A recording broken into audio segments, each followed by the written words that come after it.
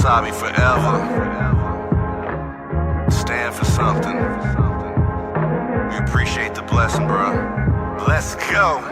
Ain't trying to bite it, we create it, then we ride it. We know our wave is seismic and you really can't deny it. We just keep on soaring higher, you would swear it's autopilot. Then you realize tone and shift and made a living off a fly.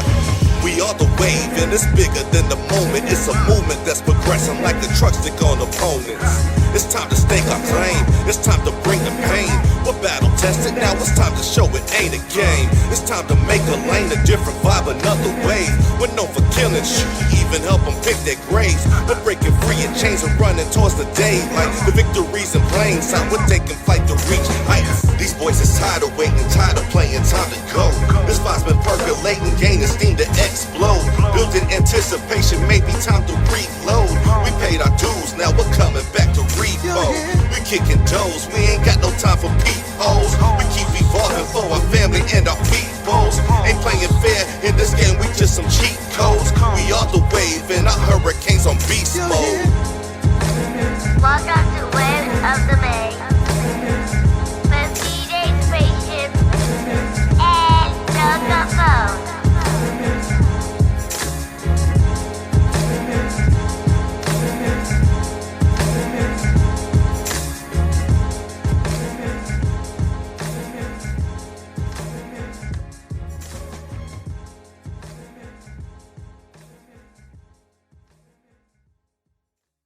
All right, what's going on, world? It's your boy Tone Capone. I'm holding it down here in Tampa Bay. Holding it down for my Chiefs, of course, because, you know, that's how we get down around here. But this is the Waves of the Bay podcast, man. This is episode number 7 right here. So I want to say welcome to ABR, Alec Burnwright in the building for the podcast tonight. This cat right here is just an extremely dope individual, man, like a one-of-one. Somebody I wanted to interview for a while. I can't believe it's been so long since I've actually talked to you like on a platform, man. It's wild, but this will be a good one. I already know it's going to be mad entertaining. You're mad talented, and you're just unique. So I appreciate that about you. And go ahead and let the people know a little bit more about you and about your backstory. I appreciate you having me on the show. Shout out to Waves of the Bay. I appreciate, you know what I mean, you guys playing our stuff and always keeping me in the loop. In the mix of things, you know. ABR, Alec Burnwright. I make beats. I make music. I wrote a book. I promote other artists. We all doing the same thing. Just trying to keep everything that's quality and of some kind of value moving around and keep it circulating between the people. That's really it. Straight up. You've been doing all these things for a while, too, man. Like, I've known you for a few years now, and you've rocked plenty of our stages. You've done some of our beat battles. And then, you know, you started writing haikus all out the woodworks and things. So let's start there. Where did the whole haiku appreciation come from? I got to shout out Jimbo Shrunk for that. Jimbo, what's good, man? Yeah. One day I was on Facebook, and I seen Jimbo comment on a haiku group. And he was, like, putting some silly shit about farting and stupid fart jokes in a haiku group. And he sent me an invite, and I was like, oh, haiku group. Next thing you know, I wrote like 10 haikus, and Jimbo was like, damn. And then after a while, I just kept putting haikus on Facebook every now and again. And then walking around, people would be like, you're the guy that does haiku. Right. And I was like, okay, well, once I started hearing that, I was like, well, I might as well do something with that. And then I just put a collection together of, I was inspired by a book I read called Power versus Force by David R. Hawkins. And it was about the emotional scale, and they were grading it as it relates to like levels of consciousness. And I just wanted to share those kind of ideas with my people, but like people aren't really trying to read like long books all the time. So I I could turn it into some poetry that's like really digestible. And then, you know, how the book came around. But as far as haikus in general, it's a way for me to put a lot of like a big idea into just like a small little 3-line thing. You know, I'd be thinking a lot. Go ahead and explain a haiku for somebody out there that does not know what it entails. So haiku is a short form of poetry. It's 3 lines, 17 syllables in total. First line is 5 syllables, then 7 syllables. Then 7 syllables and 5 syllables. It's normally like describe like nature or complex ideas in a short amount of time, and you can really paint large pictures with just a few words. You know what I mean? You can capture like a whole thought or a whole emotion. You could transfer an emotion you have by just using a couple words to help, the person reading it might capture it. They might get a different. I've had haikus I've written where somebody gets a whole different understanding of something, but I think that's cool too, because like you're still relaying a lot of thought and emotion in just a few words. And I don't know, I just really like it, man. I just, No, that's cool because it's up to their interpretation at the same time. So you might see something one way, they see it a different way, and you didn't even have an idea that it would look that way. So that's your art just being magnified pretty much. Yeah, and then I'm learning something off of what they saw, off of what I saw. So it's like, it's back and forth. Yeah, man, that's dope. So as a hip-hop artist, when you're writing your 16s, writing full-out songs, to compare that to doing a haiku where you have 17 syllables, like, was that challenging for you or what? Like, how was that adjustment? It's definitely a challenge, not just because of the syllables, but it's more so, it's pretty much the same, because like when you write a song, you're trying to like put an emotion into, those few lines. You're trying to, something happened to you, you're trying to share an experience and trying to get people to empathize or see things from your perspective. And that's what it's about. It's about perspective. Like we all see things differently, but if I can share something I've seen without talking too much, you say you talk a lot, I talk a lot. So, right. Just to keep it real short and sweet. And it's beautiful when somebody does understand, because then, you realize you don't have to say too much. So it's pretty much the same. Like, sitting there, you sit there, you pull it out of the air, you sit on it, you think about it, you feel it out, you say it back to yourself, like, damn, will this make somebody feel this, or, you know what I mean? It's a similar process. It's a lot faster when you're just writing one haiku, but I think it's similar though. You would think it's similar. You the artist, you the author, you a producer over here, man. You a creative over here, man. That's what I appreciate about you. So let's dive into the production, because I know you're starting to really turn the heat up on that. You've been doing production for a long time. So let's put that that's out how I there, started. man. But a lot of people don't really understand, or they might not even know that you produced the cut or whatever they're listening to, man. Like, I've seen you create some shit. And it's amazing. Yeah. Like, I appreciate producers so much, man, because I've seen y'all create on the spot, and it's something that I haven't learned how to do. So it's just like, yo, I love seeing that energy, man, that y'all create like right then and there. Oh yeah, that's my default. Like that's what I started. That's how I started in music. My homie came with a CD full of stolen programs. One of them was Fruity Loops. I was just banging away. It was trash. And then I just kept going. Like, my homies were like, yeah, that's great. Like, I knew it wasn't good, but, like, I just kept going and kept making beats. And one day I was just like, oh, snap. Something clicked, and I don't know. And now it's my default. Like, you know how when you're supposed to be doing something and you might find yourself doing something else to waste time? Mm-hmm. I set my life up to where my time-wasting thing is making beats. So if I'm supposed to be doing something... That makes money, though, so that's what's up. Yeah. So it's like, no matter what, just try to stay productive. But making beats is definitely the most fun thing. Let me ask you this, like, who was it that inspired you when you're making beats, or who was it that kind of shined a light for you? I feel like a name producer. Yeah, let's do that. I would say Timbaland, Pharrell, because they was always making like that weird shit. Mm-hmm. Like, using sounds that probably weren't supposed to be in a song or in a beat, but then they just tweak it and twist it in such a way that like it just becomes something different. So like definitely Timbaland. You don't even notice what sound it is, man. Like that's the way y'all can just control shit is just amazing. Definitely Timbaland, bro. Like using his voice and stuff in the beats, and just it's like magic to me. You know what I mean? Like I've made stuff with like water bottles, and you're making weird noises. I love like sound engineering, making stuff into other sounds.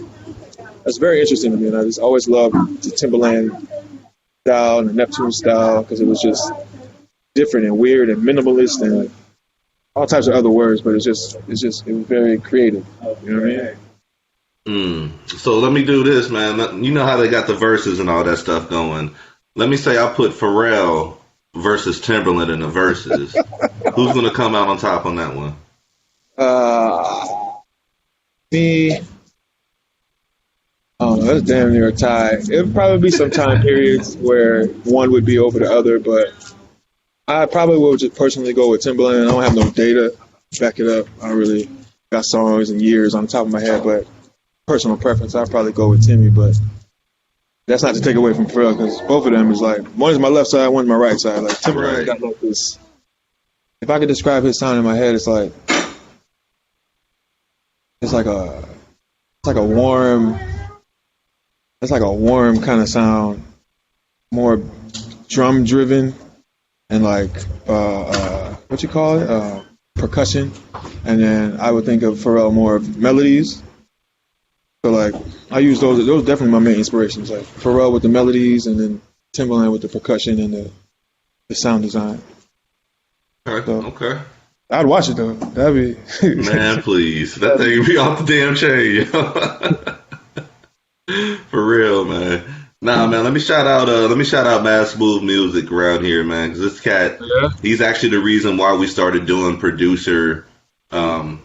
I guess I won't call it an event, but like a producer segment at our shows is because of him. So we want to include the producers, then shine light on y'all because there's so many dope, beat makers out here in Tampa Bay. It's just ridiculous. So shout out to Mad Smooth. I know y'all have done some tracks together as well. Lost and Found is one thing that we spin on the radio all the time. How did y'all even come to put that together?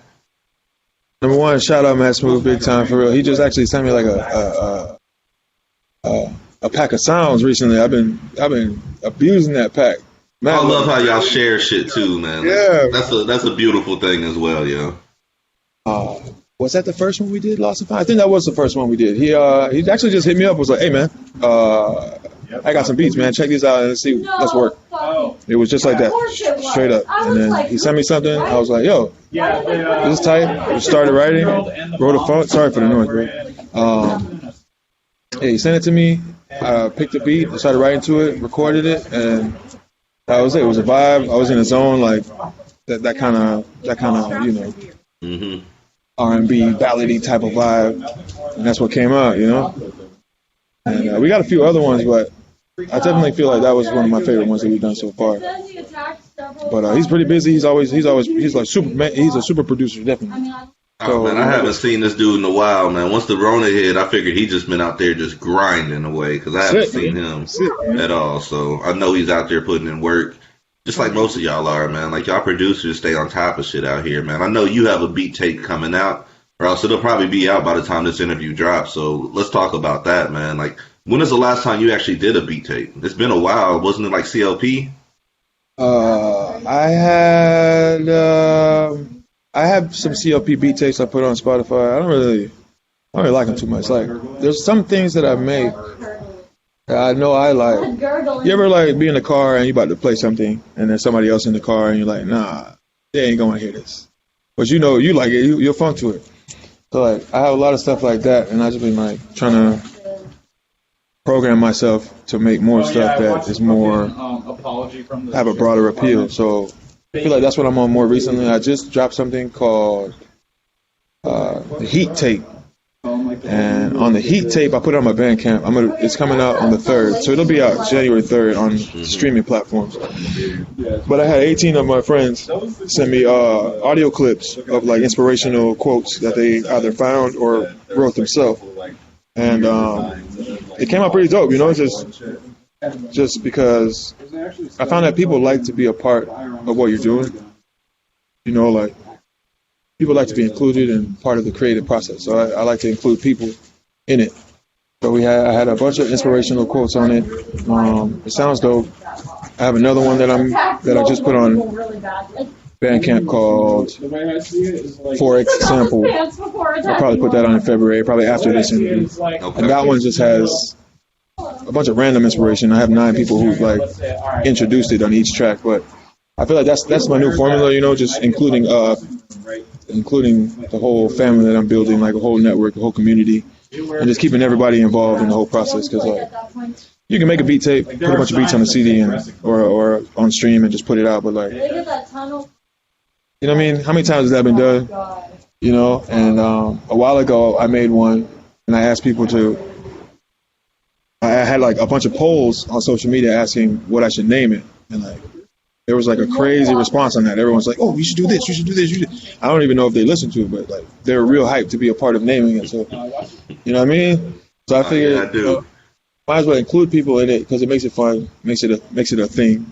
You know, so I'm gonna just do that going forward and just always have the people that are around me as a part of whatever work I do. It just feels better. It feels more cohesive. It feels more, you know, more natural. I think you have the fan base to pull that off, man. But also you have like the group around you, the team around you to pull that off. The people that believe in you. You know, it's not like you're reaching outside to somebody that you don't know. You know, it's somebody that's part of the crew. You know, somebody that actually has love for you and wants to support you. So I think that's a dope idea, man. Like, because you know how it is, man. You part of a team, somebody's going to be slacking, you know. And you don't want to have that slacker be a part of something that's great, you know what I'm saying? Like, at all, so. Hold on, bro. Let me get this light back. Come on now. Come on now. I'm too dark for this. I see you, man. Thank God you got them glasses, boy. Hold on. What happened? Hold on. Let me get this. There we go. We got something. I got my light right over here, man. I had to go ahead and grab one of them things. One of them circle lights? Yep. Man, I'm about to go on Amazon right now and give me one of them. That thing was like $12, dog, with the phone stand and all that, yo. Like, yeah. There, bro. I got the phone. Spaceship put me on that, man. Shout out DJ Spaceship, my partner in crime, man. Yeah, for sure. yeah. Spaceship just hit me up the other day. Say what's up, man. Much love. Hey, I need that popular song, man. Like when we get off tonight, email that shit over. I got you. Appreciate that. So, Waves of the Bay people out here, the podcast, we're talking to ABR, Alec Burnright, CLP Nation, St. Pete representative. I know you're not from St. Pete, so how did you even get to St. Pete? Damn, bro. I'm gonna leave the light on. All right, so I was born in Jamaica. I was raised in Miami. After that, we ended up in Gainesville, me and my business partner, Mario. We were just up there recording people, making beats. And then it was this job down here we all got hired at. There was like 6 of us. We all took this job. Within 6 months, all got hired, moved to St. Pete. That was like 2011. First week we were here, we did a mixtape with this dude named Roger. He had a clothing line called the Mile Fly Club. It was 40 MCs at our house. I must have moved there on Monday. And Saturday they was all at the house, and we were just recording and engineering a mixtape. Met everybody. We met everybody that I know right now. There, it was wild. It was like a crazy introduction. We just jumped right in. Hey, this is us. This is what we do. What y'all do? Man. And we went from there. You know what I mean? And it felt like this is where you're supposed to be at when something like that happens, right? It's a good vibe. It's definitely a good vibe. It's like it was immediate. All right, let's go. That's crazy, man. I've been down here for it'll be almost 16 years, and there's people I've met like when I first moved down here that I'm still cool with, man, like in a different type of aspect, like people that was in the music, you know, grind back then, music industry and shit. Like DJ Mingle Mix, I met this cat. He's one of the very first people I met. This dude been putting me on in St. Pete for the longest, man. And, you know, Deacon and all these cats, man. It's like, it's crazy to see, like, years later, you know, everybody's adjusted their position almost like chess, you know what I'm saying? So, yeah. But that's also why I don't burn any bridges, man. You ever heard of DJ Headbuster? Oh, yeah. I met him the first day I came here. I was like at KFC or something, and then Did he have the hat on? I don't remember. Nah. I don't think we really spoke like that. It was more like, hey, what's up? But I was like, all right, so we're here, and it's already a music vibe. So I finally got my Headbuster pick about a year ago. Finally, man. We ain't never in the same area at the same time, dog. Like, I was like, yo, I need that picture, bro. Like, for real, man. Shout out to Headbuster, man. That's another cat out there, man. Been putting people on for a minute, yo. Shout out to DJ Shizm. Like, there's so many DJs out. There's something, the music industry. Let's talk about this, man. So, from the time you moved down here to Tampa Bay to right now, what's the growth that you see in the music industry? It's like, you know, the industry or here? Let's talk about here. Here. a car full of 100 I people feel like all have that everybody problem, is and it's fine. on their shit.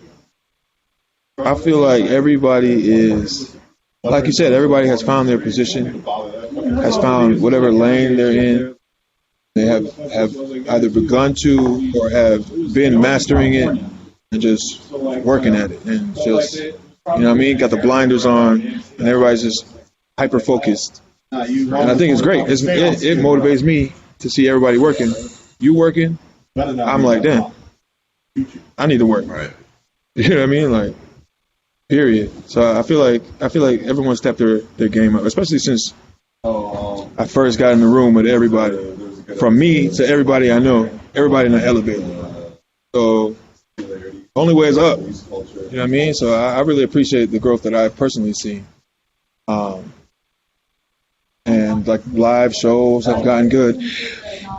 When I first started going, like even just going to a show or performing at a show, it wasn't always, you know what I mean?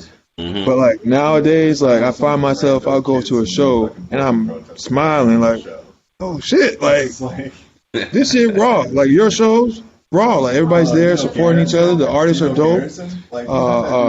And it's just a good vibe. People support each other. And like it was at one time that I wanted to stop inviting people to shows because people would be like, you know, when you going on, man? Because man, blah, blah, blah. But as time goes on, people are more hyped to come out and they're like, yo, hey, it's not. Who was that? Hey, who was that? Who was that? So in that aspect, I'm really happy to see that growth. I feel like the curators out here have taken more time to put quality over quantity lately. And especially with the Rona and all that stuff just, you know, ravaging Tampa Bay right now and the country and all that shit, you know. Like, there's not really, you know, you're not really trying to have excess, you know what I'm saying? You don't want this extra filler, this extra weight. Like, let's get to the cream of the crop. You know, let's put the talent out here. Let's make some fans and create that type of synergy between it, man. And I see somebody like Mike Mass and Wave Theory doing their thing, and it's like I look at that and I appreciate it so much because, you know, he's taking y'all, you know, out of the state on performances and things. And it's like he's doing stuff that he doesn't have to. And especially Mass, you know, from New York, holding it down for Tampa, but he reps Tampa everywhere he's at, man. Like on every platform I see him, he's repping Tampa. And that needs to be recognized. So shout out to Mike Mass on that shit too, man. Like for real. And thanks. I appreciate the compliment. I miss doing shows, but I don't miss dealing with artist egos at all, dog. Like I don't miss dealing with all the back, you know, the behind the scenes shit at all. At all. So I'm loving the radio lane and, you know, the whole podcast avenue we're trying to create right now. But yeah, I definitely we have to have one more Ignite tonight for real. Whenever everything gets better. But yeah, man. But I do love seeing y'all rock with bands and shit, yo. Just to answer that real quick, not just the quality of the artists that perform, but it's like the grouping of who actually does perform has even improved. You know, like you can say the chemistry.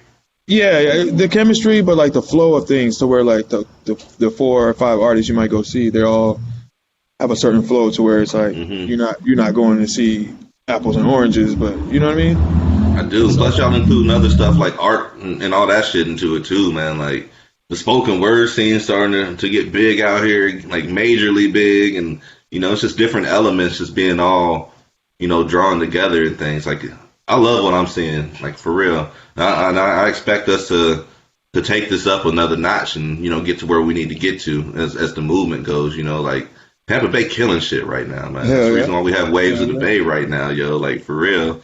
And I'm proud to be right here. So one thing I do miss is doing shows in St. Pete with y'all though, man. Doing shows in Fubar and, you know, the 662 and all that shit, man. Man, I haven't even drove down Central in about a year probably. No. The last time I drove down there, I'm seeing the Biscuit Factory and all this other shit. I'm like, yo, like, man, y'all don't even know. Like, how the times have changed, yo. Like,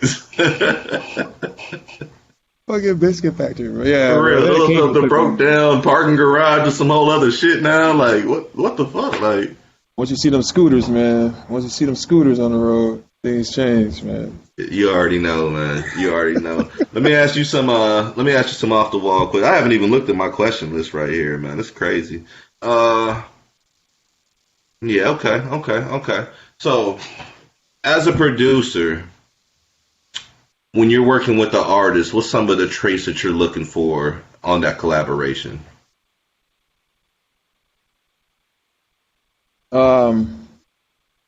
I like people who can songwrite. You know what I mean? Like, of course, we all writing songs, but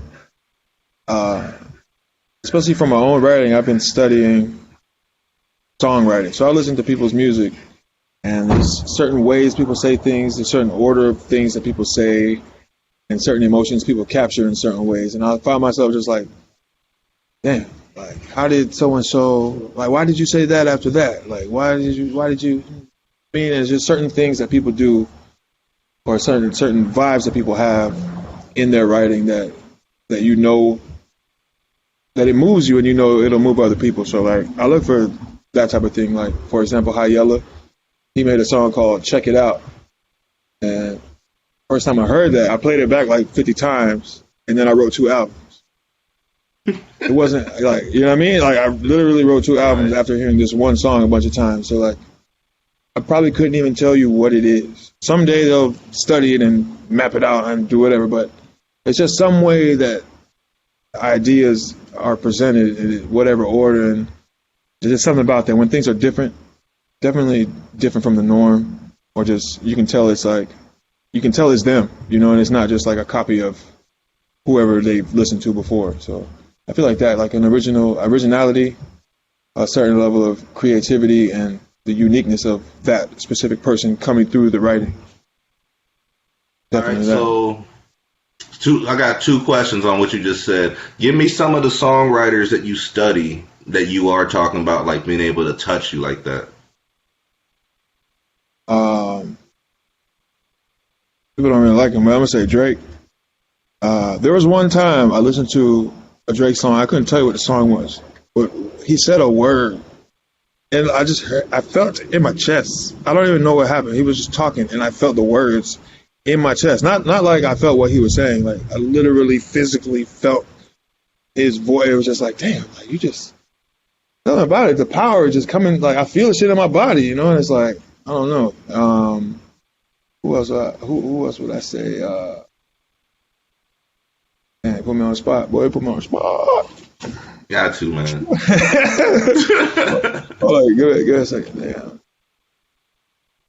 I don't know, because I listen to lots of different genres of music too, like a lot of indie stuff, because I'm always trying to like find people to work with. Throw some names out there. I mean, there's a dude named A. Chow out of California, A.Chal. I don't know if you ever heard of him. Crazy vibe on his music. It's like slow, real, groovy. He got a song called To the Light. He got a song called Round Whipping. It's just, like the way he'll say something and then he'll leave some air in there. Like for a while, I would never leave space. I would just say words. But like leaving those gaps in there is clutch. I like Ferg. Ferg be doing, Ferg be slapping.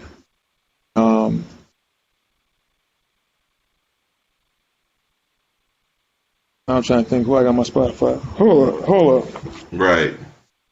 Oh, my phone right here. I'll be at the barber shop, man. He'd be like, man, what you listening to? It's like, man, I don't even. Shit, let me check the Apple Music out.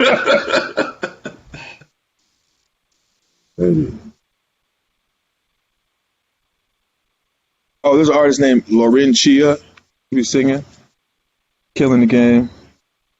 Mick Jenkins, definitely. Mick Jenkins, number 1. Mick Jenkins. You ever heard of Mick Jenkins? Mick Jenkins. I have.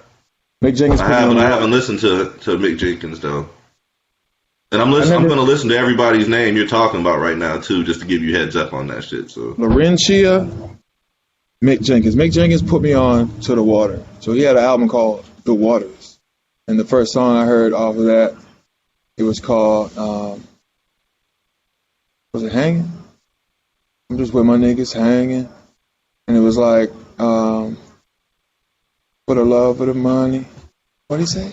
I don't know, but Mick Jenkins, I just recently listened to his whole like discography on random, Like his shit is so. It's like you're in space. It's like you're in water. It's like you're in the ocean, and you just coasting. You know what I mean?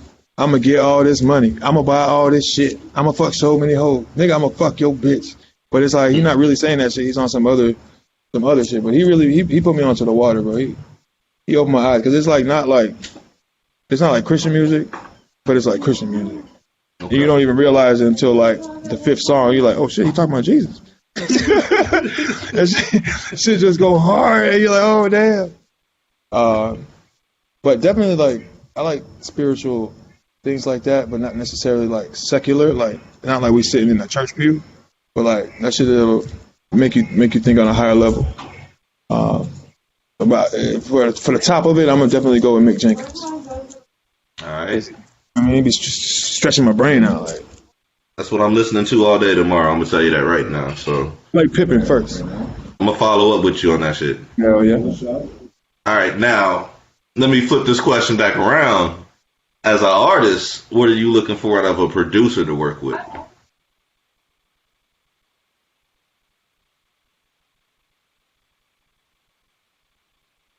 I started looking at a bunch.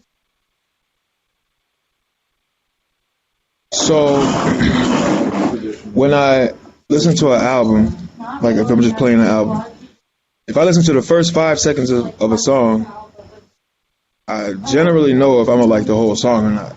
For whatever reason. Yeah, it's just like, oh shit, oh I'm gonna love this. So it's pretty much that, you know, and that's what I see when I send beats to other people too. No, not this one, not this one. I'm like, no, wait for the change up, man. But you know what I mean? It's not about that. It's just like however it kicks off. So I do listen for that. Like if it starts, and I'm like, as soon as that come, just go to the next one. And you don't really have to have no specific sound because I make so many different types of shit depending on how I'm feeling. I got ABR&B stuff. I got hip hop stuff. I got stuff with like, but mainly the sound. If it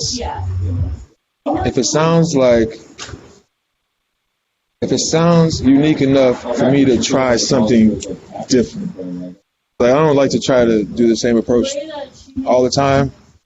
So I like to try different things, and a different sound will help you actually like come at it different, and it comes out with a different product. You can actually like sharpen your sword in that way, just by having something that's unique, you know, or just it's got that thing. You know, you just play, you're like, ooh. Like if I start rapping to myself when I hear the beat, that's it. Like. That's it. That's the one. Okay, yeah, okay. You know what I mean? I bet you do that shit all the time, though. Yeah. It's a problem. It's a problem. Yeah, just a little bit. It's a problem. You know, that would be my problem, man. And I'd be on some Kanye shit trying to hold my best beats for myself type shit. Like, that's the shit I'd be on too, man. You see, I do that, but then I'll just hold that. So I'll record to a beat that I'll make a beat, then I'll record something, and I'll just let it sit there. Just, you know, leave it alone. Don't even touch it. Leave it alone. Record it like a rough draft on my computer and just let it sit there. If nobody don't want it after some time, all right, fine, I take it. But I used to do that a lot, just taking all of them. But like now I'll have a certain time period where I will like, all right, let me write this album real quick. Use a bunch of the beats that I make. Put something together. So right now I have something sitting together for that same purpose. And after that, I just force myself, look, man, put this shit out. Let somebody else use it. Let some people make some magic. Otherwise, what's the point? You know what I mean? How much unreleased music do you have right now? Unreleased that I could put out and like that I think people would enjoy. Probably like three albums worth, probably more. 3 albums and 2 EPs or something like that. But right now, the way I have it set up is I record like mixtape stuff, like on my computer, like on the laptop. So I have a lot more of that stuff, and then I have like a bunch of more quality, a fewer amount of things that I've recorded at Zootaroo at the studio. So like when I want to do a big project, I'll go there. Mm-hmm. Knock out some shit to find new people or to expose to a broader audience, or if I want to try to pitch it to like TV or try to get on whatever, then or if I need to try to send something to Waves to the Bay to try to get it on the radio, then I'm gonna go ahead. Sound crispy. Right, and make it have that sound. But like the people that do rock with me, like the family and the community that I'm building, they'll enjoy the stuff that I do that sound raw or gritty. So I have a bunch of that stuff too off to the side. So I'll try to do that stuff. I liken it to like Lil Wayne. There was an interview where he was talking about how when he went to the studio with Baby and them, they was like, all right, you need to sound like this. And so he did stuff that he knew that they would want, that the people would want, like Carter type shit. But then when he went to go feed the people, his fans or whatever, then he would just drop all the mixtape stuff. He would just do what he wants, say what he wants, just give them the vibe. But I have a lot of that stuff that's just the vibe that I can feed people with. So I probably will have like one album worth of like super crispy stuff, and then a bunch of stuff that's just like, creative things, things I try, or things that I want to experiment with. The life of an artist, right there, man. Especially a producer and a hip hop artist at the same time, man. Like, I can just imagine that shit stacking up. That's the thing with creative, man. You don't want to really put. Well, let me rewind here. This is the thing about talented creatives. You don't want to just throw everything out there just to have content out there. You know what I'm saying? Like, some people will throw, like, without me dropping names and shit, some people will throw like 10 plus mixtapes out there in a year, and they're not focused on promoting anything. They're just focused on getting the most music that they can out there, and you're not really reflecting your best work. You know what I'm saying? So I like it better when people actually take the time to put stuff together, and even like the unreleased stuff, like, it might not ever see the light, but you might take a part of this for a song over here or something, like, or else maybe this line over here will inspire a whole completely spin over here. And it's just like, that's always the challenge, man. And then you're always trying to top yourself on top of that. So that's just one of them things that comes with the territory, man. So let me ask you this. You are I would consider you a veteran performer, a veteran artist out here. So what are, give me like 3 tips you can give to somebody that's on the come up, or somebody that's trying to get immersed in the scene out here. Go to shows. Say it again. Go watch the shows. It was a dude, I was at a Kava Lounge, and the dude asked me that same exact question. Hey, man, how do you do all these shows, man? How do I get on a show? Go to a show and watch it, bro. Go stand there. Well, but what do you mean? What do you mean? What do I mean, bro? Go watch the show. Nobody don't see you supporting nothing. Nobody gonna support you. You don't even try to pretend like you want to support people. You can't. People don't even want to pretend to look like nothing. Nothing. Just go watch, be entertained, take notes, learn something. That's how I learned to perform. I watched everybody around here perform. Oh, I like that footwork. I like the way they hold the mic. I don't like that. Oh, I like that. I just watch. Give people congratulations. Give people feedback. Go to shows. Be a part of the show. You don't even have to like overly network or talk to everybody.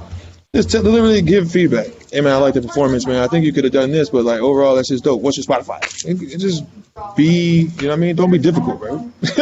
Boom. Number 2, when you do perform, open your eyes and watch the crowd. Like, learn the reactions, or have somebody there that's going to learn the reactions for you. Double boom. You know what I mean? Like, when I started writing songs, then you perform them. You see the reaction, and if you study the reaction, now when you're writing songs, you're kind of writing with that in mind. So like, oh, this one is a performance song. I'm going to perform this song because this has these elements that I see people react to, or such and such. Oh, this one's just going to be on the album. Oh, this one might just be for a mixtape. Watch the people reaction. Do they like it? Do that song again. Write more songs in that vibe. Do they not like it? Don't write no more songs like that, or just make that track 19 on the end. Or don't perform those songs or something. Right. Whatever it is, find out what worked for you, but just gauge because people just go perform. They don't even look. Like, they be nervous, close your eyes. I do it too. I get it. But you got to watch the crowd, learn the reaction, or have people with you. Because I have people who will be like, hey, that was dope, man. Everybody was really vibing with that one. Cool, thank you. Bam, write it down, go back. Number 3, What would I say? Number That's why I 3. feel like that was at a very Make sure this is like the sound guy is right. Like, make sure your mixes are good first. But don't be afraid to tell the sound guy, hey, turn my mic up. Hey, turn the beat down. It don't matter if your beat's too loud and you mess it up. That's fine. It's fine. Tell the sound guy, hey, turn the beat down real quick, turn the mic up. Because, like, when I first started doing shows and the mic's too low, you screaming, you run out of breath, you don't know why it sounds terrible. And then there was one day a couple years ago, like, I had a microphone. The microphone was hot. It was just crispy. And I was like, God damn, that was the best performance I ever had because I could breathe. I didn't have to shout. I was just talking. I feel like that's one of the most underlooked things. Like, people just go on and the sound guy just, I'm like, yo, turn up the mic, bro. Like, oh, we've seen that happen too many damn times, man. There was a time where Spaceship was the sound guy too. You know, the engineer's just gone. It's like, oh, Spaceship mixing and engineering, like, yo, like. whatever it takes, bro, because, like, that's a key element. Like, even if you have the worst mix ever, you could be the not so talented artist ever. If your mic is nice, you're going to have a much easier time. People are going to respond better. People can hear what you're saying. I don't care if you're rapping over your lyrics or not. Just make sure the fucking microphone is crispy and the beat not too loud for the people. Because they have the buttons. They have the controls. You can have a 2-channel mixer. Just make sure the 2 channels is good. They got applications you can control all that shit at on the phone. Yeah, I mean, I see people on the iPad. Yeah. All kinds of. Let me follow up on that point, though, man, because one thing about the mix, you got to make sure that you practice what you're doing. And just like you're saying, you know, you see the reactions, you know, from the crowd, but you got to understand, you know, maybe you want to do something when you're performing. Like, maybe you say a word and you want to make a motion or whatever the case to try to emphasize your point. You know, you need to actually be able to understand where things come in. Like, if you're going to spit over your own lyrics, you need to be on point.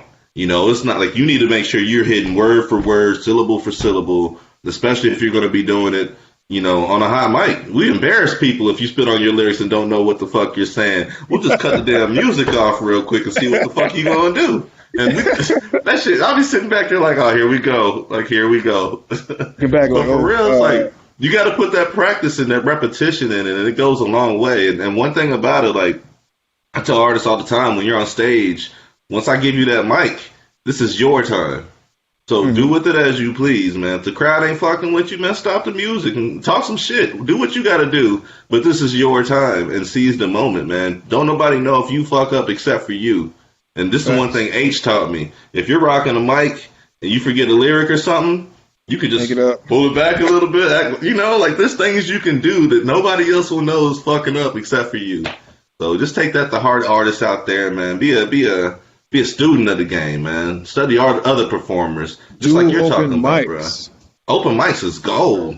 Do open mics. If you don't want to practice, people don't want to practice. I don't want to practice, but I do listen to my own music and rap it. Like, while I'm like, before a show, 3 days before the show, I'm just going over. But if you do open mics, you can practice all that. You can practice the hand movements you want to try. You can practice what happened if you mess up a word. If I mess something up, I forget the words, I'm going to say, when I say A, B, you say R. We're just cutting straight to the chant. Next track, DJ, run it back, whatever. Like, anything to keep them from realizing you messed up. And on that note, when you fuck up, people love to see you fuck up. But the only thing people like to see more is when you bounce back. Like, they love that. They love it. If you get stuck on them liking to see you fuck up, you're not going to realize that. Damn, they want to see you come back like, yeah! Like, you forget your words, or you something happens and you just stop, you'll hear people start chanting like, yeah, because they want, you know what I'm saying? They're trying to get you to come back. They're encouraging you. Yep. Part of the show. You know, so definitely that. But actually, the last one, perform. People can stream your song at the house. They can listen to your song at the house. Give them a show. Do something different. Do something they can't hear on the MP3. Straight up. Like, you don't have to dance. If I give you the wireless mic, get the fuck off the stage. That's like my requirement, man. Get the fuck off. Lucille. Yeah, take Lucille on a trip, man. I'll pass Lucille to you. Get off the stage, bro. Go do something with it. It's crazy how it's like a fish in a tank without no tank. Like, you know what I mean? When you see people, and sometimes I be mad if somebody before me moves first, because I be like, yeah, nobody moved yet. I'm gonna be the first one to move. James Anthony was that guy for me, man. Like whenever I'm performing, it seems like right before I go on stage, this dude ends up hitting the stage, and he's standing on the bar, he's on chairs. Bro. I'm just like, man, this dude. Hey, they put me in front of after Queen of X one time. I almost shit myself because at this time I wasn't ready. I wasn't ready at all. And that's a hard one to follow up right there, man. I said it on stage. I was like, well, that's that, y'all. Like, I ain't got nothing. But she taught me a lot too. Just watching her perform, like I learned a lot. Like I'm a lot better just by watching her perform, get in the crowd, using the crowd energy. She'd be inside. Her energy is ridiculous, yo. I seen her channel spirits from other places, bro. I watched her perform at Queen of X Live. It was in a warehouse. It was like the first like private live performance she did. There was a circle of people around her. I literally felt the energy moving through the place, and I was filming it. And bro, I went in the car after shit was done. I started crying, bro. I was just like, yo, what the fuck just happened, bro? Like, he gonna cry in the car. It was too much power, bro. I don't care. You don't even cut that out, bro. Like I was overwhelmed, bro. I was like, God damn, she's really channeling spirits in this bitch. How do I do that? Tell you straight up, man. Queen of X rocked our very first Ignite tonight, and she's probably performed for us, I say 3 or 4 times. Every time she performs, the mic goes out, and I don't know. It's only with her performance. Everybody else is working fine. Whenever she performs, it's something about her energy. It's just like it illuminates. Sometimes you can't even hear what she's saying, but you feel it. You feel every word. You're like, God damn, what's she saying? I don't know, but shut up. This is crazy. Yeah, Queen of X is super dope, man. Let's talk about the zoo, man. Y'all doing good work over there, man.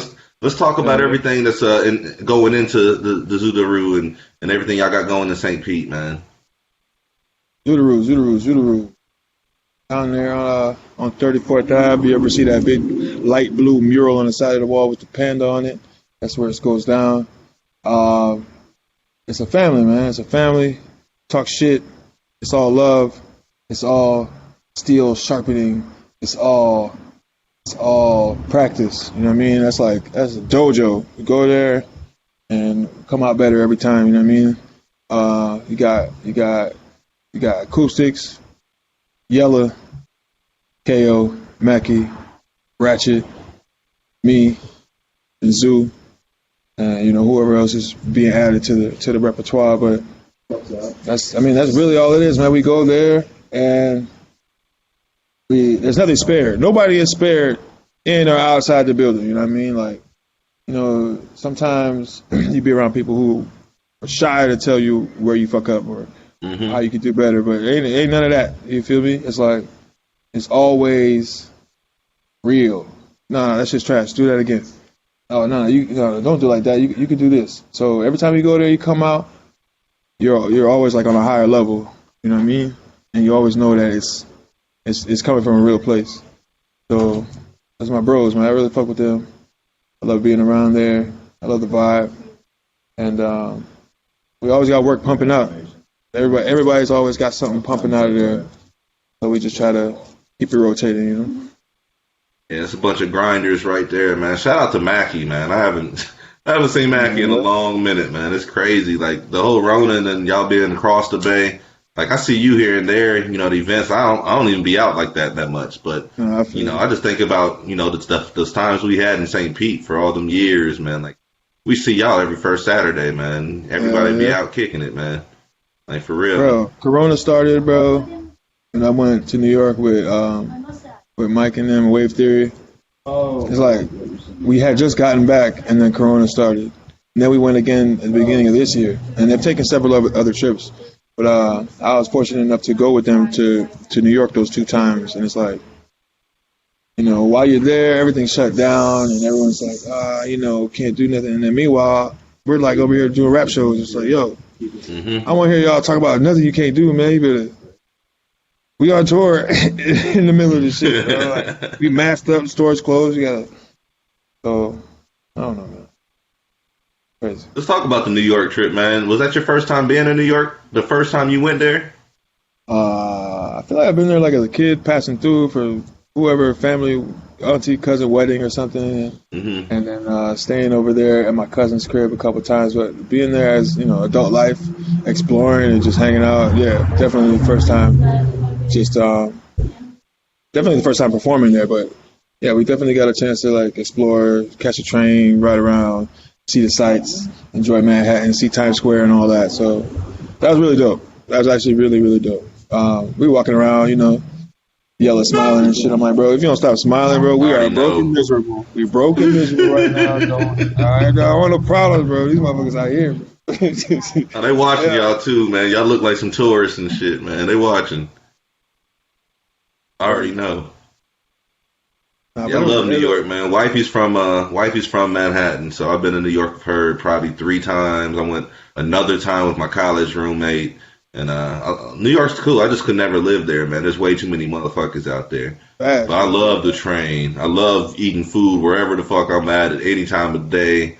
Times Square, where it could be 11 o'clock at night, looking like 11 in the morning, because the lights and shit, man. Like, Hell yeah. yeah, New York's that shit, man. Greatest city in the world. I just couldn't live there. Way too many motherfuckers, though. I'm from the middle of Kansas. I can't do all that shit, man. You talk about yellow walking around. Imagine me walking around fresh out of college the first time. I'm just like, Yeah. bruh. I love it, man. Bro. Hey, the last time we went, somebody was. I don't know if we were in Jersey or New York, but somebody was supposed to meet us somewhere, but they couldn't because they got locked up. Why they get locked up? Because they went to go move their car or park somewhere and they backed into somebody. So the dude walks up like, bro, you just drove into my car. He's like, all right, look, I'll give you $100. Is that cool? He's like, all right. Took the 100, ran off. So now he started chasing the dude, but he couldn't catch him, so he went back to get in the car to go run him down. And the cops seen the whole thing, so they arrested him for trying to go chase him. Yeah, that's why I can't stay over there, bro. It's wicked, bro. Oh man, it's a hustle everywhere, dog. Let me tell you a story here. Last time we was there, it was Memorial Day this year. So we was out there, we on the train or whatever. We're like we're like in the Harlem area. We're like right by 125th or whatever. So I'm on the train, sitting with wifey, sitting with baby girl. We're not sitting by the door. I see somebody come in here. They sit right by the door. All right. You on alert too. You on a different time. You got. Bruh, I'm in New York with the family. I'm all right. Yeah.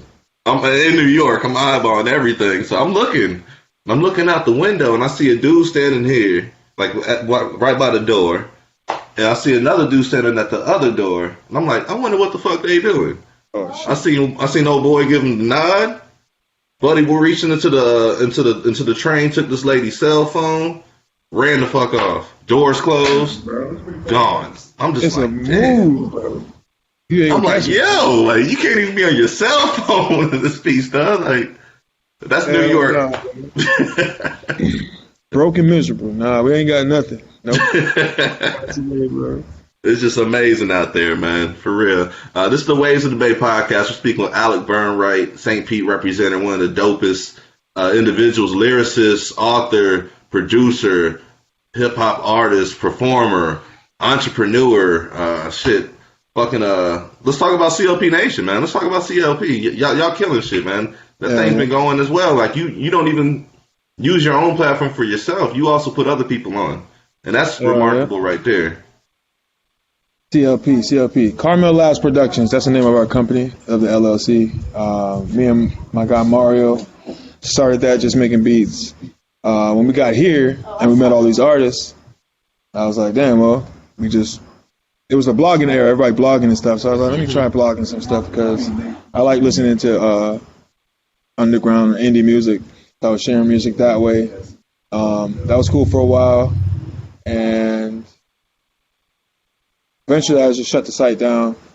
But ever since, we've still been sharing stuff. We still share content, put people on to other people. I don't know. This is my thing, man. Like, I feel like I'm only known for whatever because of that. Like, because I'm not afraid to tell people. Like, I think people think that if you put other people onto other people, they're just gonna like leave you and just, abandon you for whatever you showed them. But that's never been the case.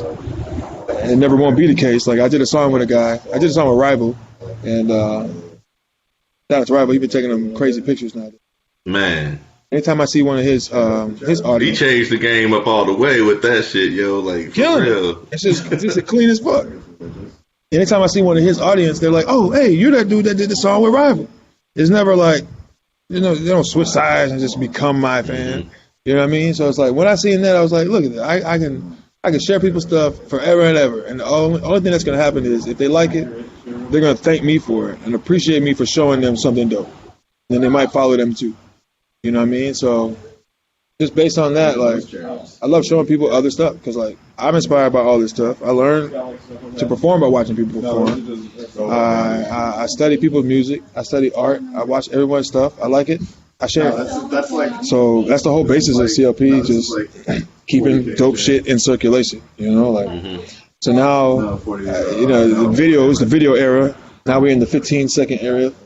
So it's just, let's keep it going in the new format. So whatever format it is that the people is doing, the format of the day, we're going to be right there sharing whatever's dope around us. Stuff revolve around me, I'm going to show you. Like I actually want to start a retail store where I just have like a creative space where I just do what I do online, just in the physical, just selling people stuff that I know. Like my homie makes soap and lotion, we're gonna sell that. My homie got an album out, we're gonna sell that. My homie got a book, we're gonna sell that. And just shit like that, you know what I mean? Saturday night, 10 to 12, we put on Waves of Debate. Shit like that. Just like people who have supported me in the past or currently support me or things that I like to consume or interact with, just keep it revolving. And that's the whole point of it, you know, making beats just to work with people and make music. Like, selling beats is cool, like, but I'd rather like have an artist make a dope song that'll move the people rather than just make the $50 off the song. You feel me? Sometimes the 50 is just like, or whatever I charge for it is like, just to make sure that you're gonna actually use it or make sure you're serious or make sure you think you can do something with it. Like somebody the other day was like on YouTube, $50 is too much for a song. I'm like, well, when I make a song, I'm hoping to make the money back. You feel me? Yeah, so it's like, right. The same for you. Yeah, just keep moving. I appreciate you. It sounds like you like it, but thanks for the comment. That's gonna help the algorithm. Just keep moving. Okay. But that's it, man. Just keeping stuff in circulation because there's a lot of stuff that I like to listen to and I want to share it with people. And that's that. Just like Lauren Chia, that's an artist I found blogging. I followed her ever since. I put her in my story every time she drops some shit. She got a Christmas song out right now. She got a nice voice. It's, super unique. Just, I don't know. I just find that shit fascinating. I love doing that shit. I love sharing people's shit. It don't have to be about me. It's not about me. I have my own stuff. I'll share it like at a separate time on my own channel. And then this channel over here is for everybody. Yeah. You reminded me of one of the things I love about music, especially right now. You know, like it used to be hip hop is dead, whatever the fuck. Oh, I don't hear this shit on the radio, whatever the fuck. But you don't have to hear shit on the radio no more. Like you can go look for whatever genre you want to listen to and be exposed to a new artist just like that. So that's one of the things I love right now because like I get tired of listening to the same artists, and I'm an old school head. Like I listen to shit from '90s and like early 2000s still over some of this new shit. So it's like I need to hear some new shit and not just claim it to be dead or claim it to be dying or any of that. Like let me actually go put a little bit of work in and go find some new shit. And there's so many dope artists out there right now that whatever you're looking for, you can find somebody dope. And especially in Tampa Bay, like whatever you're looking for, you don't even have to leave Tampa Bay. You can look in Tampa Bay and find that shit right now. Like that's the evolution of music out here right now. I see. This is crazy, man. Like, I agree, but I think what it is partly sometimes people are not trying to like do that work to look for stuff because that takes time and energy. People will say they don't have the time for that. Also, like everyone's not as serious, so I feel like sometimes people don't want to like put the time in to find a new artist that might not end up continuing to do it. Even if it's not about them necessarily making it or blowing up or any of that, but like, will they continue? Will they be consistent with it? Will they keep making stuff Now I done found a new artist, started to like him, and now he gone, or she gone, or they gone. Yeah. You know, so like that's part of what I like to look for when I'm finding new artists to talk about or share, or you know, are they do they look serious? You know, are they consistent with it? Are they trying to do anything substantial with it, or are they just playing around? If you just playing around, that's cool. Like I want you to do that too. Have fun. Yep. Yeah, just let us know. So like, all right, cool. That's for whoever over there. I'm trying to rock. Like I remember one time this dude was like, I just want to make music as a hobby. I was like, that's cool. Even if you do make it as a hobby, but like, I'd rather share something that somebody is at least trying to try something. It don't matter what you're trying, just try to try something. I don't know, because even a hobbyist can still blow up or whatever. But I just want to hear somebody that's going to be consistently making more stuff, because I want to look forward to the next thing. Like, yo, this is dope. I'll be waiting for the next thing. You know what I mean? Like, oh snap, yeah, can't wait till the next one. So, Man, flip side of that, the artists that you know, they're always working and shit, but they don't have anything to display. You know, like they don't have their business right, so they're not on any streaming platforms. You know, they might have a buzz or something, but I can't hear their music unless I actually go to them to go get their music. And it's just like, you know, the way the industry is working right now with streams and shit, you can be getting paid off all this shit. You can get paid off open mics if you got your business right. And a lot of artists that say that they're pursuing a music career are not really taking it as the music business. You know what I'm saying? Like, it's more of a hobby than a business to them. And the people that are actually about their shit know that you can get paid and know that there's other avenues you can go. Know, like, as a producer, you can get your shit, you know, placed in shows and all kinds of stuff. You know, like, as a writer, you can be a ghostwriter for whoever the fuck. There's ways you can get paid off music. And the people that are claiming that they're doing a music business that aren't really showing the business side of the shit bugs the fuck out of me. Like, for real. And even if you don't have any of that, I'd rather just see that you're at least trying to do that. Like, maybe you ain't never got selected to do whatever, or this and this didn't happen, but at least if you're working towards it and I can see it, that's already a plus for me. You know what I mean? Like, I don't think I've had music played somewhere. I've had another artist's music played, like in department stores. Like I had submitted some music from Ari Chai to this company, and they were like, "Oh, this is dope. We're gonna play this at like 40,000 department stores, like on their TVs that they sell on the display." So like shit like that, like I don't mind doing that. Like it was $15 to submit. Sometimes I just submit stuff that I like. Like, yo, this is dope. This should be somewhere. You know how like you be on Instagram and people hit you up like, "Hey, you want some exposure? I can help you." Like I don't need to ask you if you want to be exposed. Like if it's dope and it moves me, I'm gonna try to do a little something that I can. Like I probably can't get you on the top or whatever. These gimmicks and these hustles, man. These cash grabs. Like I had somebody get dead ass mad at me because I was like, I went on their Facebook post and I guess I hurt their feelings. They thought that, I don't remember who it was, Jada, Fat Joe, somebody. One of them niggas was like, "Yo, I want you on the mixtape." Like, all right, cool, whatever. But it's just like, bro, like, this nigga got straight mad at me about this shit. And I'm over here like, I got the same message and I ain't put an album out in 7 years. Like, what the fuck do you think? Like, they don't give a fuck. They just, you gonna throw that string out there, one of these fish gonna bite. Let's go. Yeah, man, this is the game. Trying to put a mixtape together. Just give me $300. God damn, y'all hungry, huh? Or the artists that pay to perform or pay to open up for the big name people, but they're not really utilizing their money to promote at the same time, because you know how people ain't really paying attention until, you know, whoever the headliner is comes out. So you put that money towards some flyers, some promo, get you a couple fine girls, pass some shits out, get some attention. Like there's shit you can be doing. You know, it just you know. I think people wanna look like they're doing it.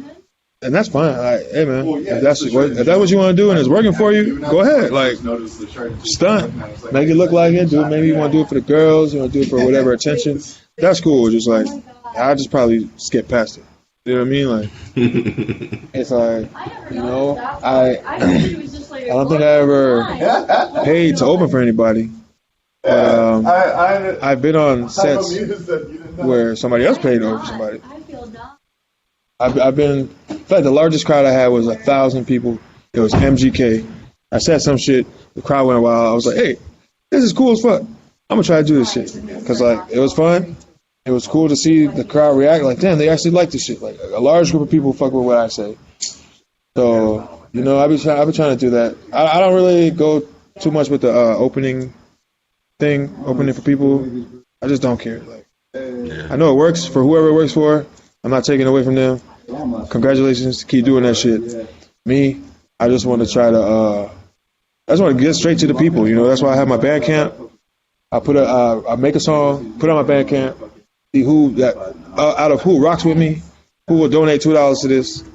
Take that money, use it to promote when I actually put it on Spotify. And whatever most people will donate to, I'll be like, all right, well, I got That's the one. 100 people to buy this. Then I'll put this out. Yeah, you know what I mean? So I like to do stuff like that. So everyone's got their methods, but as long as you have some method and you work in it, I can respect it.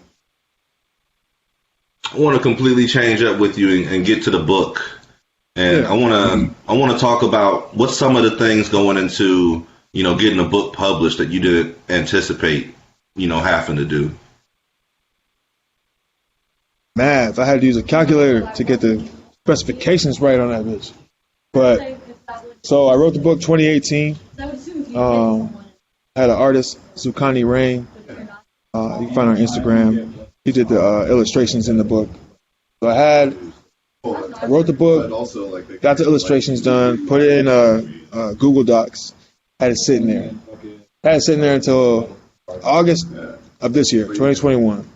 So it's just sitting there. I would open it, look at it, like, damn, I got to put this out. Nah. You can get if you had to take a pill I was hella scared. today, you can get a medical between today and the next. If you drop a book, I feel like people are going to want to know when the next one's coming. And I just wasn't in the right vibe to start writing the second one. I didn't know what it was going to be. I had no idea. So it just sat there. It's not even like I had tried to publish it and wasn't sure. It was just sitting there. I feel like maybe the beginning of the year or the end of 2020, I got a test copy printed from like bookbaby.com. It's like sister site to CD Baby. Mm-hmm. So I went to BookBaby, got a test copy printed, showed the people. Oh, that's cool. So I was like, all right, y'all like it. And then I still put it back down and didn't do shit with it. And one day I was just like, yo, all right, it's time. It was August. I had started writing the second book, Pools of Joy. And after I got halfway through, or at least I got to a point where I was comfortable, I had enough work done on that. I was like, well, maybe I should just put the first one out now, since I have so much done of the second one. And I feel like I have some kind of momentum. And I went through Amazon.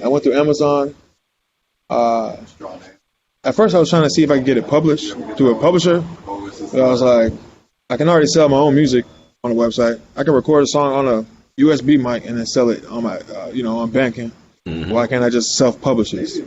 Maybe at some point, if it get big enough to where I have more books and stuff, I can get a publisher or get picked up. I'm not even worried about that. Just let me reach the people. So I just went to Amazon. It's free. They let you. The whole thing is free. You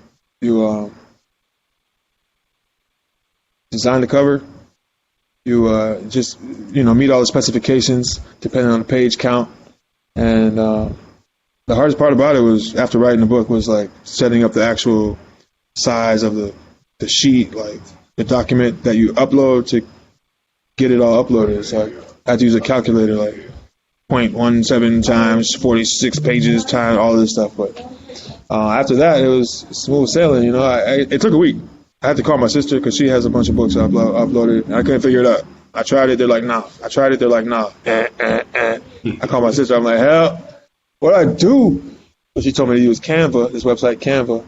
Mm-hmm. Jimbo had been telling me to use Canva for some other stuff, but I told him. I made flyers on there and all kinds of stuff, so yeah. Well, shout out to Jimbo, because I ain't listened to him. I didn't. My bad, man. It's like that sometimes. My sister told me, I'm like, all right, sis, I'm going to follow you because you got like 8 books on there. I'm following your lead. Well, got the Canva, uploaded it within an hour. And, yeah, that's it. Ordered some copies up there for myself. And then just went from there. And it's been pretty cool because, like I said, people would see me in the street and say, oh, you're the haiku guy. So I knew it would hit, at least those people. Then everybody makes music. There's a lot of people who want to support me, but can't necessarily because it would conflict their own musical interests. But it's a lot easier for people to show love if I just have something that they're not doing. So a lot of people jumped at it just because they've been wanting to support anything, just something. So it's like, here you go, I made a book. Oh, that's dope. Bam, bam, bam. Didn't know that, you did this, blah, blah. That's dope that you're doing something different.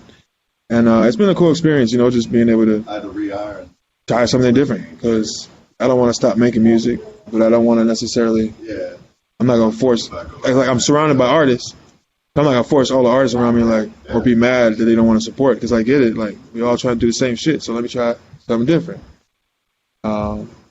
Just trying something different. The process is only as difficult as doing a little bit of math with a calculator and actually promoting it, because you can write something right now, but will people want to read it?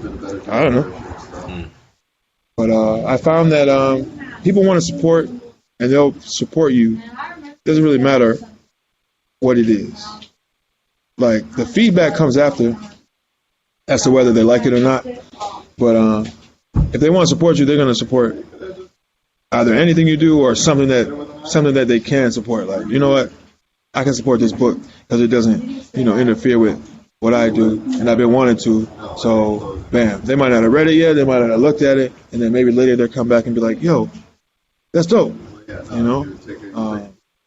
Homie told me that he admired the fact that people gave a damn about what I had to say or what I thought. Because, to buy a book, you have to, give a damn what I think, because that's some of my thoughts. So that opened my eyes too, not just because people just want to support, but the fact that they'll support by buying a book.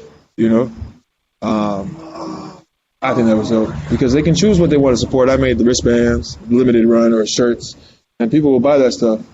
But the book, I don't know. It was cool, but I'm definitely going to do a couple more. I encourage other people to write. Anybody that is encouraged by my writing, I applaud that. Don't feel no way. If you're inspired and you want to write too, write. Because I was just going to find another different thing to do. So it don't matter. You know what I mean? It don't matter. Just whatever moves you, let it move you and be moved. Don't feel bad, because every one of y'all move me to do things too. So it's that's how it's supposed to be. You feel me? If you were doing this to not move or inspire people, then what's the point of that? You feel me? I tell people all the time, man, you don't know you can do stuff until sometimes you see somebody else do it. Me coming from the middle of Kansas, I didn't see a lot of shit until I moved to Kansas City. And then once I did, it opened my eyes up for when I went back home to Kansas. I never would have known that if I never left the house, Mm-hmm. So it's one of them things, man. People see it as a bad thing sometimes. You copied me or you did this or whatever. But it's if you were not dope or no one found you interesting, nobody would copy you. Nobody would give a damn, and then you'd be sitting there by yourself. So it's it really reminds you why you do what you do, You're doing this to just have clout or whatever, or you actually trying to influence people to be creative. And that's what I'm trying to do, Let me hit you with this question right quick, man. We're talking with Alec Burnwright, ABR, on the Ways of the Bay podcast. I'm going to give you three options. Yeah, I'm going to give you three options. You got to tell me which one you cannot live without. So let me do you as an author, you as an artist, you as a producer. Which one of these things can you not live without? One can I not live without? Mm-hmm. So wait. So which one do I need? Which one do you need? Okay. Damn, one. Producer. Producer? That's still your fallback. Artist and the book is the same. This is both writing, so it's you know what? Whatever. I'll make beats. Definitely. Yeah, that's what I started with. I just made a beat tonight. It's that's my favorite thing to do, bro. I don't know. That's my favorite thing to do. From the longest, if you ask any of my homies back in Miami, one phrase they used to hear me say, "Check out my beats. Check out my beats." I've been saying "check out my beats" for damn 15 years, bro. It's all. It is what it is, man. What's a mainstream artist that you want to have a placement with, like a dream placement? Mick Jenkins, but on a larger scale, probably Ferg. I like Ferg. He's weird, bro. They said Ferg be saying weird shit. he just be doing weird shit with his voice. Like I like that weird shit. But like it's weird, but people like it and it's funky. Oh, you got a cigarette pack full of bullets too. This flash charge. Hold on, bro. I got to consult. I got to consult again. I still got it up though. I ain't mad at it. I wasn't watching it. I'm gonna say when you pass that. Big lighters. Let's go. Big lighters. And can't do juice. Oh yeah.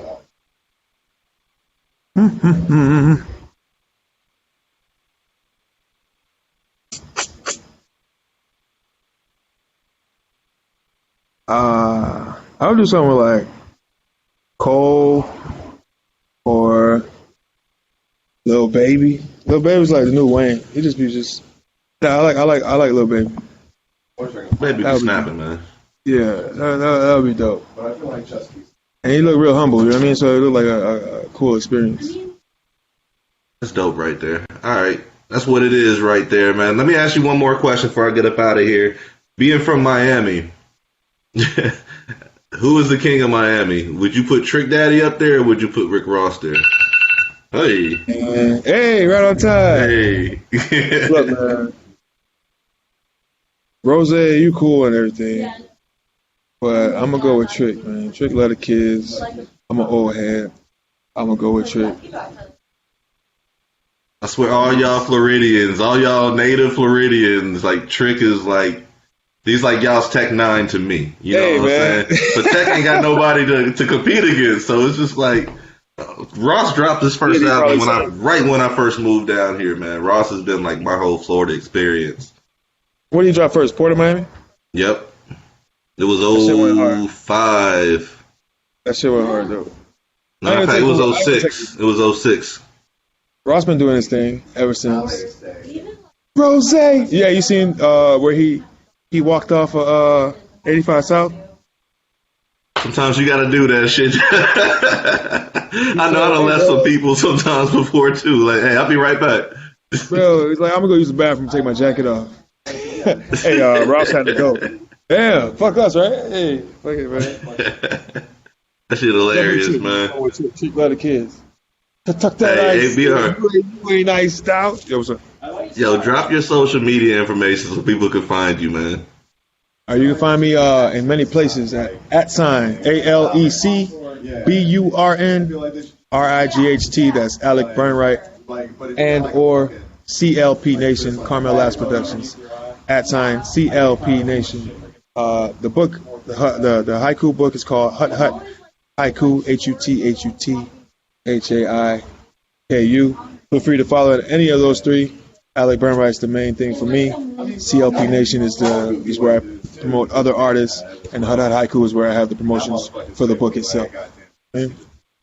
Dope, man. I want to say thank you for taking time out tonight to speak with me, but also on top of that, I got to give you some roses, man, because you know I've known you long enough that I love seeing you try something new, and it actually, it's something that you want to do. It's something that you want to pursue. So it's not like you're being forced to do it. It's something that, just came upon, just like Rival with this photography. It's like you never know what you're going to stumble upon that you're passionate about. And I see you with the haiku, with the book, and it's just amazing to see, you live in that life, man. You live in that dream. So I appreciate that about you and just pursuing your greatness, man. Like, don't ever minimize that shit for nobody, like straight up.